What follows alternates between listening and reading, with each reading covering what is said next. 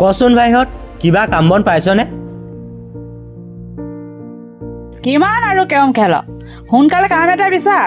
এই ঘৰত গালি সোপা খাই খাই মাথাটোৱে কাম নকৰা হৈ গৈছে।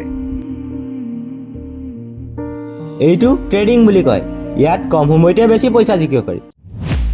আমি হাৰিলো বিদুৰ ভাই, এতিয়া পইচাখিনি কোনে ঘূৰাই দিব?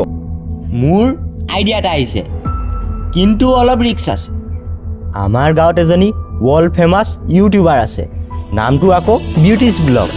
हो मेरा सैया जी सारे गाँव का छन हीरो, मेरा सैया जी सारे गाँव का छन हीरो, हुनर फैशन का सामने छ सब।